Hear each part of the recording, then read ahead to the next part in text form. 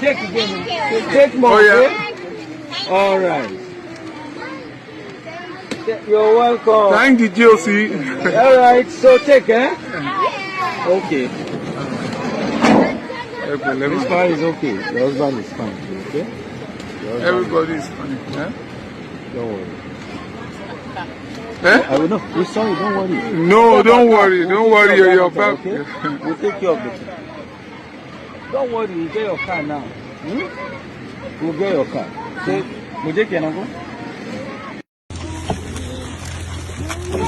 Hello, sir. Our father, we are grateful. The president, sir, we are grateful. We understand your commitment to our safety, and we appreciate all you did for us. We could see your hand. Thank you very much. And every security operative, they tried so much, and that is why we are still alive now. We are very grateful unto you. Thank you very much. God bless you, sir. God bless you, sir. We are so grateful. Like it. No, we have done his own. Yes, sir. Please talk to them. You're talking to them. God has done it. We thank God for everything. Thank God. It's over. It's over, okay? We bless God. No problem.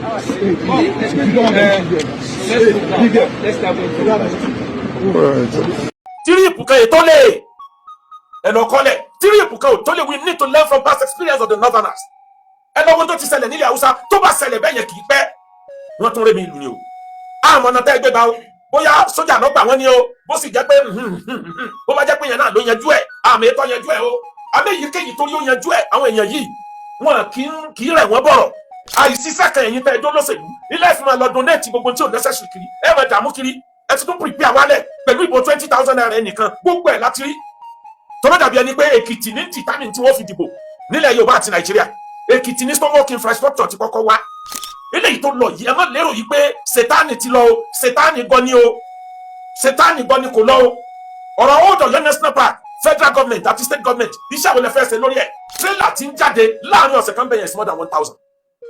Tí wọ́n tó tẹ̀léra wọn, wọ́n di lithium, wọ́n di gold, wọ́n di gbogbo ẹ̀. Àwọn ìwo ni wọ́n ń ta àwọn ìwo ni wọ́n ń kówó ẹ̀. Wọ́n dẹ̀ tó sọ wọ́n níjọba ò ní ṣe kankan lórí ẹ̀. Wọ́n dẹ̀ ní kíní táwọn àyẹ̀kò lé tọ́dún mẹ́wàá tí ó fi tán. Àdúgbò omi tí wọ́n ti wà tí wọ́n kó àwọn ọmọ ọlọ́mọ lọ. Ibẹ̀ ló jẹ́ kíkì eruku láì. Kò sí development kankan. Ọmọ Nàìjíríà ẹ má ti sùn kẹsùn kẹ máa harun o. Ẹ má fojú ẹgbẹ́ kan sùn. Bọ́ ọba sùn bọ́ ọba ń bíjọba ọba fún wa níbọn ládàpá náà àdá láàmú fi gbèrí. Ní Ọlọ́run ní jára dánwò. Èyí tó yọ̀bọ̀ omi ìbẹ́nu wọn tí ò bá sí fìtínà ti bẹ́lẹ̀. Àwọn ọmọ tí ń gbé èké dání nínú ògbó yìí. Omi ìbẹ́nu wọn wà láì jáàbù ẹ̀yọ̀ kan péré yọ̀bọ̀ àlìkìyàmọ̀ ni. Kò easy. Kì í ṣe gbogbo èèyàn tó bá bọ́ sẹ́nu kìnìún ní fi padà wọ̀. Mo wo fíìmù kan lórí íńtánẹ́ẹ̀tì lọ́jọ́ àná. Ilé tó go viral. Ọmọkùnrin kan tó wá sọ́wọ́ kìnìún tí kìnìún gbọ́ wọlé lórí. Tẹ́nìkan dẹ̀ nagi sí tán fi lé kìnìún yẹn. Ojú ẹsẹ̀ ní brain mi lọ sọ́dọ̀ àwọn tí ń bẹ nínú igbó àti tíṣà àtàwọn ọmọ tí ń bẹ ń bẹ. Máìdì mi padà síbẹ̀. Mo ní Ọlọ́run o. Wọ́n náà bó ṣe yọ ẹni yìí ò sì bá wa yọ àwọn èèyàn yìí náà. Àdúrà gbogbo ọmọ Nàìjíríà ló gbà kí sàdúrà yìí nìkan. Ìgbé gbogbo wa tá a kí sọ́lọ́run ló fi gbà. Adúpẹ́ lọ́dọ̀ Ọlọ́run ọba tó ní kẹ́ ẹ wálé. Gbogbo ntójú rí tí wọ́n bá ń sọ pé Mọ́kà márò ntójú rí níbẹ̀ ní jẹ́ Mọ́kà márò. Mo ti máa ń sọ nínú wáàsí tipẹ́ wípé mẹ́ta níṣòro ilẹ̀ Yorùbá, mẹ́ta níṣòro Nàìjíríà. Àkọ́kọ́ mẹ́ta yẹn ni pé intelligence wa low láwọn area kan. Intelligence àwọn uniform ní Nàìjíríà strong gan o. Bẹ̀tà bò sí bá ti wọ̀. Tó bá ti di gbé ọmọ àparò, wọ́n gbé ọmọ àparò sábẹ́. Á dàbí ẹni pé Nàìjíríà ò mọ nǹkan tán ṣe. A kì í fura kádànwò tó dé ní number 1. Ẹlẹ́ẹ̀kejì, bádànwò bá dé tán, àìtètè dìde lójú ẹsẹ̀ pé rárá ẹmú. Bákan ló ṣẹlẹ̀ sí Amẹ́ríkà ní Nàìjíríà yìí náà ni. Ọjọ́ mélòó wọ́n sì rán helicopter, wọ́n rán aeroplane, wọ́n wá gbé ọmọ wọn tí wọ́n múnú kó Sambisa. Ọlọ́run tá a bá ń bẹ̀ ẹ́ pé kí Nàìjíríà ó develop to that level. À ń bẹ Ọlọ́run ní ọwọ́ ìjọba ló wà. Jẹ́ fi wá lo oṣù 2 nínú igbó. Kí lẹ̀ṣẹ̀ àwọn èèyàn yìí? Ẹni tí wọ́n tún bú kí lẹ̀ṣẹ̀ rẹ̀? Ẹ̀ṣẹ̀ rẹ̀ ni kó jọmọ Nàìjíríà. Àwọn tí wọ́n kó kí lẹ̀ṣẹ̀ wọn? Ẹ̀ṣẹ̀ wọn ni pé ẹjọ́ ọmọ Nàìjíríà. Kì í ṣẹ̀ṣẹ̀ ẹ̀sìn. Ọwọ́ pé ẹjọ́ ọmọ Nàìjíríà ni ló kó ní burúkú bá wọn. Gbogbo ohun tí bá ń jẹ́ àdánwò láyé ìjọba tó bá ti ń bọ̀ ẹ tètè máa fura. Prevention is better than cure. Owó tíjọba ò ná láti prevent ó kéré sí owó tíjọba ò ná láti wá àtúnṣe o. Ẹ wá dúró sójà tí wọ́n lọ, àwọn tí wọ́n kú sínú igbó Sambisa láfẹ́ kà ní, àwọn tó kú sí Niger State àwọn láfẹ́ kà ní.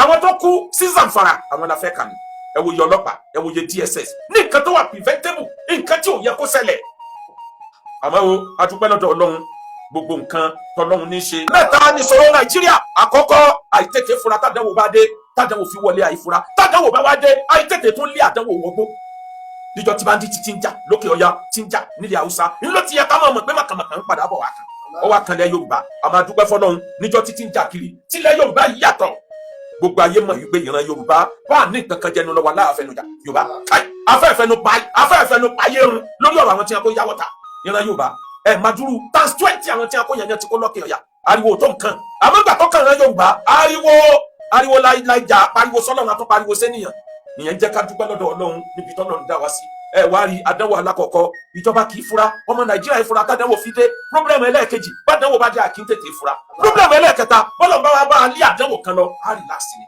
títí tómi ò fi wọlé Nàìjíríà ó rí láàsì ni àkí ń dìde lásìkò nítorí ṣẹlẹ̀ ti ṣẹlẹ̀ lọ ẹ̀yin tí wọ́n kó lójú tí wọ́n kó lọ tẹ́ ẹ padà ẹnu kìnìún lọ́lọ́run ti gbà yín o wàláhì ẹnu kìnìún ọ̀rọ̀ yín dà gẹ́gẹ́ bí àdàbà tí wọ́n fi sínú pọ́ọ̀tì kan lókè pọ́ọ̀tì kan sàlẹ̀ wọ́n wá dáná burúkú mọ́ lábẹ́ wọ́n wá gbé òkúta wọn gbélé lórí ká wá gbọ́ pẹ̀lú àdàbà yẹn yọ jáde sẹ́ẹ̀ mọ̀ pé ìyanu mírèkù tó ga ni ìdí nìyẹn adúpẹ́ lọ́dọ̀ Ọlọ́run tó ṣe é lé àwọn adúpẹ́ lọ́dọ̀ ìjọba President Tinubu ọmọ olódòdẹ gbogbo ìgbà la máa ń ṣàdúrà sí yọrí fún president wa a máa ń ṣàdúrà a mọ̀ pé pride ilẹ̀ Yorùbá ni President Tinubu àwọn tí ń bá fà àwọn náà mọ̀ ìpè ọpọlọ yìí pé jù ọ̀sán yìí ni mo tún wo kinní kan ni mo tún kẹ́kọ̀ọ́ kílè tí mo ti kọ́ pé wọ́n interview bàbá kan tó dìbò àbá sọ fún àwọn tó interview rẹ̀ pé èmi ló kọ́kọ́ bi léèrè ọ̀rọ̀ màá kàn sọ díẹ̀ nínú nǹkan tí ń ṣe nínú ìjọba ni o mi ní sọ tán o tọ́ba dọjọ́ mi ò lè gbé mi wá àwọn eléyìí ó jíwèé mi wò wọ́n jíwèé mi wò ẹ wo ọpọlọ bí eré bí àwàdà lọ́rọ̀ yẹn àwọn wisdom bẹ́ẹ̀ President Tinubu ọmọ olódòdẹ Ọlọ́run ní jẹ́ kẹ́ ṣubú dáa oore tí ń bẹ lọ́wọ́ yín ò ní bọ́ sọnù President Tinubu aṣàdúrà fún gómìnà ìpínlẹ̀ Ọ̀yọ́ onímọ̀ ẹ̀rọ Ṣèyí Mákindé ò ní ṣubú dànù bàbá yín apó ká yín ọfà agbára federal government ti pọ̀ gómìnà ìpínlẹ̀ Ọ̀yọ́ gbogbo contribution ti yín náà ọba tó níyàn dà yín lára àwa ṣàdúrà lọ́pọ̀lọpọ̀ fún gbogbo security men gbogbo uniform men sójà ni DSS ni ọlọ́pàá ni gbogbo ẹni tó ṣe wàhálà táwọn tí ẹ kọ́ yìí tí ẹ fi bọ́ ẹ̀yin náà ò ní bọ́ ha ẹ̀ ní bọ́ ha ọmọ yín ò ní ha àwa náà ò ní ha lágbàríkà Al-Qur'an gbogbo uniform men ẹ kú iṣẹ́ ẹ kú àkínṣe Ọlọ́run san yín lẹ́san dáadáa ẹ wá rí gbogbo àwa táwa jára tí gbogbo wa náà pariwo well done God bless you all gbogbo tó ń kálukú ṣe mùsùlùmí tó bẹ lọ́hùn kírísítẹ́nì tó ṣàdúrà àwọn ẹlẹ́sìn àbáláyé táwọn náà pariwo gbogbo ọ̀nà tó ń kálukú gbà ṣàṣà ti rí resort la need resort ti dé àdúpẹ́ lọ́dọ̀ Ọlọ́run ó sì wá rí yẹn kí ni problem ẹlẹ́ẹ̀kẹta bádàwò kan bá ti lọ àwọn gbàgbé ni o President Tinubu Governor Ṣèyí Mákindé gbogbo ìjọba Nàìjíríà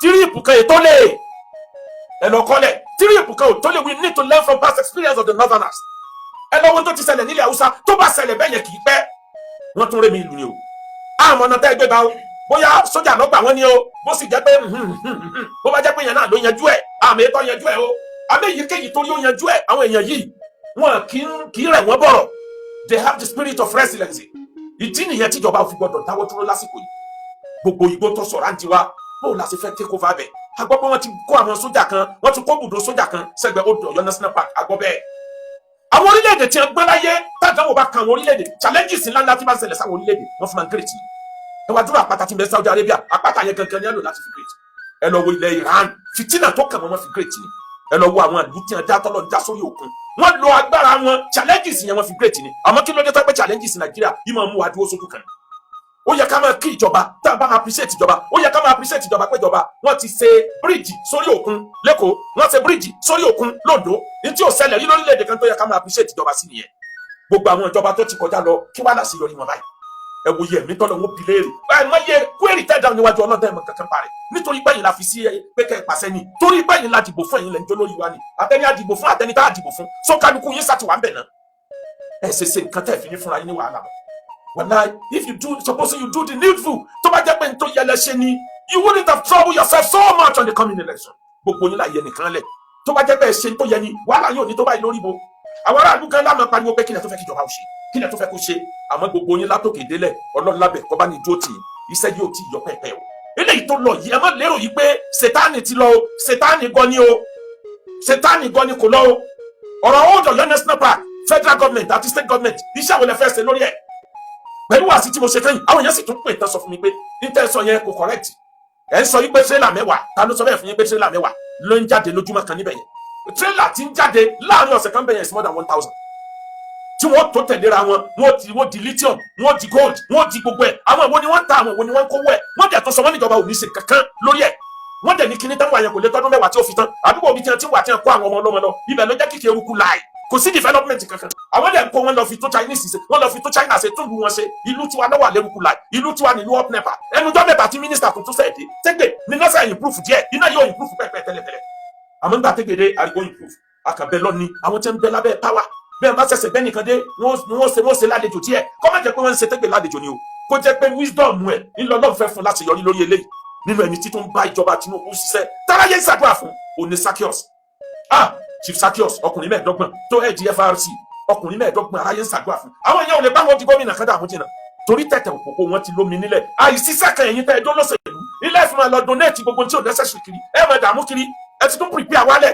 pẹ̀lú ìbò 20,000 naira ẹnìkan gbogbo ẹ̀ láti rí tọ́lọ́ dàbí ẹni pé Èkìtì ní determine tí wọ́n fi dìbò nílẹ̀ Yorùbá àti Nàìjíríà Èkìtì ní stomach infrastructure ti kọ́kọ́ wá pé ẹ má ṣe ní ẹ má somi ẹsá fún wọn lóúnjẹ níjọ́ náà lóhùn 1,000 naira ìrẹsì 1,000 naira Kóńgò kan àbí 1,000 naira wọ́n fún Kóńgò rẹ̀ sí kan ó sì fún 1,000 naira níjọ́ náà lóhùn kí wọ́n wọlé ìbò lóòótọ́ lẹ́yìn ẹ̀ ló di 5,000 lẹ́yìn ẹ̀ ló di 10,000 ìbò ilé tí wọ́n ti lọ yìí 20,000 ni wọ́n pè allegedly kò sójú mi àmọ́ gbogbo ayé ló report bẹ́ẹ̀ ìyẹn túmọ̀ sí pé ìbò 2027 ká máa retí pé 20,000 náà ni ó tún yanjú ẹ̀ ẹni ebi ń pa ògbọ́n yàgò ẹni tí ẹlòmíì tí ó jẹ lápò lówó ọjà gbọmúlé láǹtà lówó ọjà gbẹsẹ̀lé láǹtà lówó ọjà cooperative níbi ẹlòmíì tí ó kó síra ẹ̀ sádánwò àìmọye èèyàn tí wọ́n ti fi kíní bàjẹ́ lórí fóònù gbogbo kọ́ńtàkì ni wọ́n mọ̀ send messages lágbájájà wọn ní gbèsè bí Nàìjíríà ṣe rí ni sẹ́rù yẹn ni wọ́n ná 20,000 sí tí ò ní gbà bàbá sọ pé ẹ mọ gbowó kẹ tó dìbò wọ́n ti fara ní aráàlú yìí jù ara ti ní aráàlú jù ìnira yìí pọ̀ kọ́lọ̀ wọn bá wa ṣe ni. ìmọ̀ràn fẹ́yìn tẹ́ ẹ dé látẹnu àṣàrà ìlú tọ́lọ̀ ń gbà yín lẹ̀ lẹ́nu àwọn àṣàrà ìlú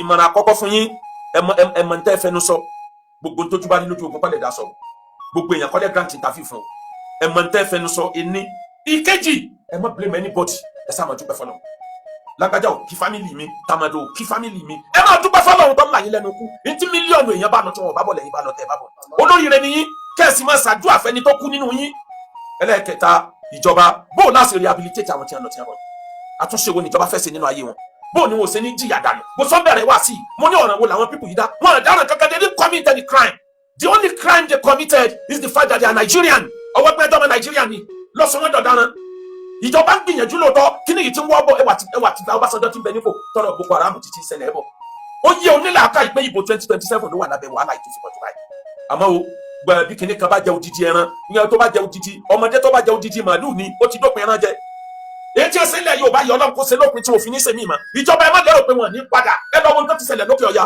tí ẹ bá lọ bá wọn tó padà ẹ jẹ́ kí security ó dìde ẹ lọ ṣàtúnṣe owó dọ̀yọ́ national park èyí tẹ́ ẹ bá fáwọn onílùú ń bẹ̀ fún wọn gbogbo bí tí wọ́n ti wà nǹkan ẹ lọ stop ẹ ìjọba ẹ wá fight àwọn tí wọ́n máa ń pariwo ọ̀rọ̀ ẹ̀sìn ìjọba ní ọlọ́ọ̀ ní apá bọ́lá ọlọ́run ti ní kẹpa gbogbo àwọn onírètí geology ìjọba ẹ lọ ṣiṣẹ́ lórí wọn ẹ má lérò pa wọn ni wọ́n jẹ́kẹ́ rọ́nà lọ gbogbo àwọn onírètí geology wọn ìdákẹ́ o they keep on saying this rubbish tí wọn lè sọ ní Saudi Arabia kan bá bara wọn lẹ́wọ̀n wallahi mo fi Ọlọ́run búra wọn lè sọ nǹkan sọ yẹn ní gbangba Saudi Arabia kan bá bara wọn lẹ́wọ̀n ọlọ́ni apá ni wọn bí ọ lẹ́rìí pé ta ló fẹ́ pa ṣe ìwọ jẹ́ ilé ẹjọ́ ṣé ẹnìkan dáràn wọ́n ti mú délé ẹjọ́ ni ṣebí ilé ẹjọ́ ní ọ̀dàjọ́ pípa ṣé ìwọ jẹ́ ilé ẹjọ́ ni gbogbo eléyìí bíjọba ò bá tètè ṣe nítorí ẹ̀kan ṣe Ọlọ́run ló mọ gbẹ̀yìn rẹ̀ kì í ṣe pé àwọn ọmọ Ísírẹ́lì kì í máa ṣe pé wọ́n máa jókòó wọn retí pọ́nà wọ́n máa gbà wọ́n lẹ̀ wọ́n jáde tán ni wọ́n mọ̀ táwọn sọ́fà bẹ̀tì lẹ́yìn sọ́fà yìí lẹ́yìn sọ́fìn yìí wọ́n mọ̀ pé ìrọ̀rùn níbọ̀ wọ́n di àfẹ́ra òní tó bá jẹ́ kódà ní tí òtún yẹ kán díà wọ́n díà òkun blọọkù wọn wájú Ọlọ́run tó fa àwọn yọ̀mẹ̀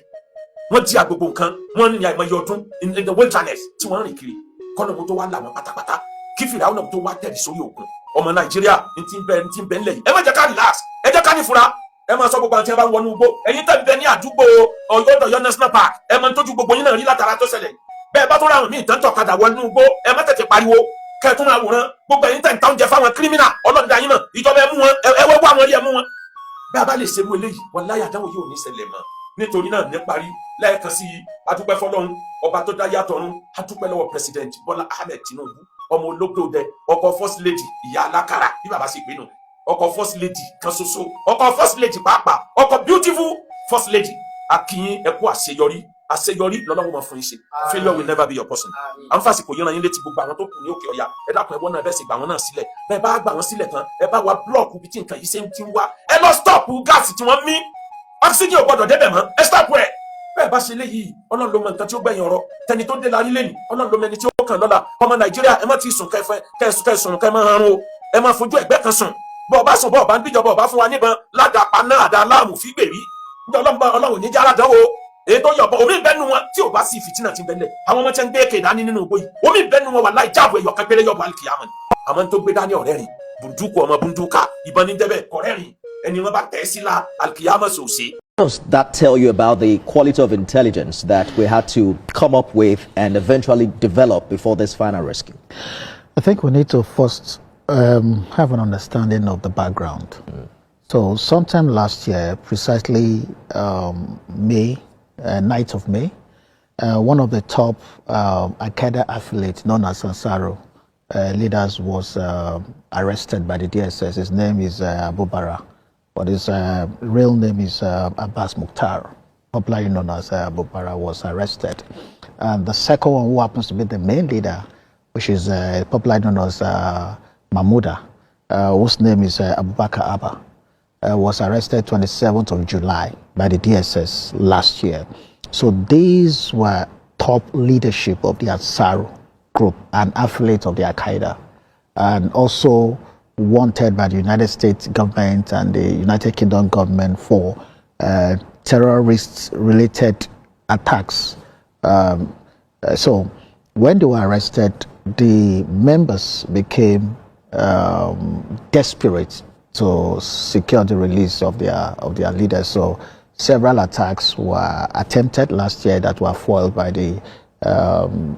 our security forces, especially on the Wawa detention facilities of the Nigerian Armed Forces. It's highly sensitive detention facilities in Niger State. The attack were foiled, and after that they went quiet and start planning this attack. So this was a carefully planned strategic operation. And the reason behind it was our choice of location and the people was one. They needed a place where an action that can hit the government so hard to force the release of their leader. So they know that the president is from Southwest, so decided to move the operation down south. And they needed somewhere close to the forest where they can quickly hibernate and then hide the children. So you don't necessarily agree with the Oyo State governor, who was quoted in the video to have said the abduction happened the next morning after he declared to run for president? No. You don't. Like international terrorist organizations don't have planned operations within a day or 2 days. It can take them up to 6 months. These are professionals, and it's something they've been doing for years. So, secondly, they needed, because the president is from Southwest, they know that if they hit close home, then it will affect him politically, it will put pressure on him. Then two, they also realize that the home of media in Nigeria is the Southwest. So it will generate, a very serious media hype, and it can easily go international. Hold that thought for a minute. Seyi Adetayo is live here with me in our Lagos studio. Olaide is standing by in Ibadan. Femi is live in our Abuja studio. We're due for a commercial break, and we'll be back with this breaking story. Don't go away. We're back to the coverage of the breaking news from Oyo State, where we're monitoring developments with the rescue of all abducted children and teachers from the Urire community. I'm joined by Femi Akonde live in our Abuja studio. Olaide Oyewole is live in Ibadan. Right here with me in the studio is former DSS operative Seyi Adetayo. Gentlemen, thank you so much for staying the course on this coverage. Mr. Adetayo, let's build up on the background you just gave us. Authorities are saying now that the kidnappers demanded the release of one of their kingpins who is currently facing prosecution, but government refused. How significant is that decision from a national security perspective? So we're talking about leaders of international terrorist organizations. You don't just release people like that. And it's also going to affect us, within the committees of nations in terms of our approach, cooperations and the rest, in terms of intelligence that we share on terrorism globally. And so it's something that we need to commend this government for, and that is their resolve to say we're not going to negotiate. This is non-negotiable. What you're asking for is a no-no. And when you say it's a no-no, it means that the only option is to rescue. And we're talking about kids of 4 years old, of age involved here. It's not an operation that you can just, go gun ablaze and then enter the forest and start shooting. So it requires careful, operational plans. And if you look at what has happened here, the operation involved the DSS, the special operations squad of the Nigerian Navy, that is the Nigerian equivalent of the US SEAL, Naval SEAL. We have the special squad from the Nigerian Air Force, the special squad for the Defense Intelligence, the best of the best from the Nigerian Police, and even from the Office of the National Security Advisors were involved in this operation. And what they did was, the use of technology, use of intelligence, to be able to identify those that are involved, which DSS already had some information about them prior to that time, and they began to identify associates of those people, their mothers, their children, their wives, people close to them, and they began to they spread their dragnet across the northern part of Nigeria, from Kwara State to Niger to Kano, Kaduna, Katsina, Gombe, all the way to Adamawa, Borno State. They began to arrest family members, associates of these people. So what they did was that they did the video and sent the video back to them. Now, okay, we've seen the one you killed. If you kill anyone, we also kill your own family member. So if you want to negotiate, see, they were able to trace the family members. Family members, everyone close to them.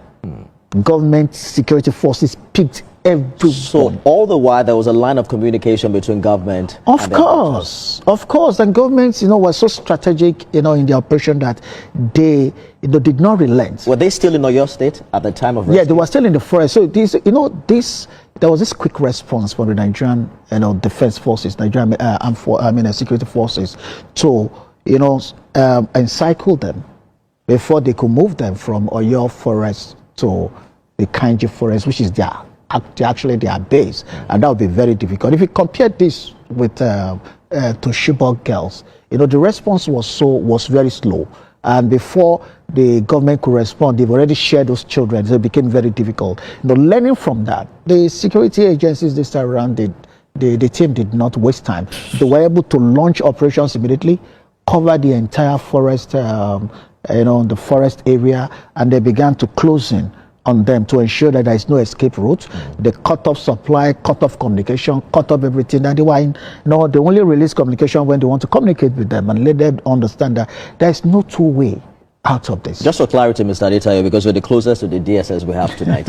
For the 6 people who were reportedly abducted, do you have the specific number of the people? Congratulations! Congratulations! Congratulations! Welcome! Congratulations! Life attacking roundabout. This is the rescue team. Congratulations! Ogbomoso kú oríire o. Àwọn military ló ń lọ. Congratulations, sir. Thank you, Nigerian police. Thank you. Welcome. This is Ogbomoso Focus TV. Oríta Taki Ogbomoso la wà yìí o. All right. Congratulations. Adúpẹ́. Welcome. Congratulations, Nigerian. Ogbomoso kú oríire o. Kú oríire. The rescue. Oríta Taki Ogbomoso. Ibẹ̀ la wà báyìí. The rescue has been done. Congratulations. Oríta Taki Ogbomoso. Ibẹ̀ la wà yìí. Wọ́n ti kó àwọn ọmọ wa dé o. Congratulations. Gbogbo Oríta Ògbómọ̀ṣọ́ ló ti dàrú yìí o. Àwọn èèyàn wa ń dunnú tó ń yọ̀ nígbà tí wọ́n rí rescue team tó kọjá lọ sìn tí wọ́n ń bọ̀ láti oríṣiríṣi náà là ń rí ní Oríta Taki.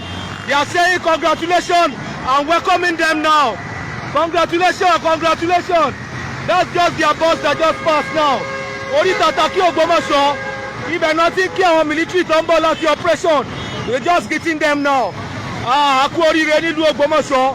Akí bàbá wa kábíyèsí Ọba Ghandi Afọlábí Ọláoyè.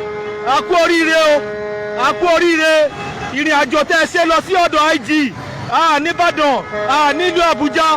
Ó ti ṣe sóréré o. We are saying congratulations to everybody. Congratulations. Inú àwọn Ògbómọ̀ṣọ́ dùn lálẹ́ yìí o. We are really happy. Ogbomoso can now sleep now. We can sleep properly. Congratulations. Congratulations gbogbo ẹ̀yin ọmọ bíbí ìlú Ògbómọ̀ṣọ́. Àwọn rescue team yẹn náà kọjá lórí tata kí n sin o. Say congratulations to them. Congratulations! Congratulations! Congratulations! Welcome! Welcome! Welcome! Welcome! Congratulations!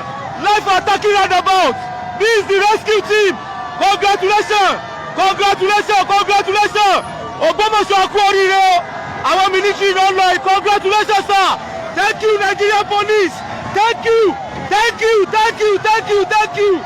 Welcome. Welcome. This is Ògbómọ̀ṣọ́ Focus TV. Orí tata kí Ògbómọ̀ṣọ́ la wà yìí o. All right. All right. Congratulations. Adúpẹ́ o. Adúpẹ́. Adúpẹ́. Welcome. Welcome. Congratulations Nigeria. Ògbómọ̀ṣọ́ kú oríire o. Akú oríire. Akú oríire. The rescue. Oh. Orí tata kí Ògbómọ̀ṣọ́. Ibẹ̀ la wà báyìí. The rescue. The rescue has been done. The rescue has been done. Congratulations. Orí tata kí Ògbómọ̀ṣọ́. Ibẹ̀ la wà yìí. Wọ́n ti kó àwọn ọmọ wa dé o. Congratulations. Gbogbo oríta Ògbómọ̀ṣọ́ ló ti dàrú yìí o. Àwọn èèyàn wa ń dunnú sọ́yọ̀. Nígbà tí wọ́n rí rescue team tó kọjá lọ sìn tí wọ́n ń bọ̀ láti oríṣiríṣi náà là ń rí ní orí tata kí. They are saying congratulations and welcoming them now. Congratulations, congratulations.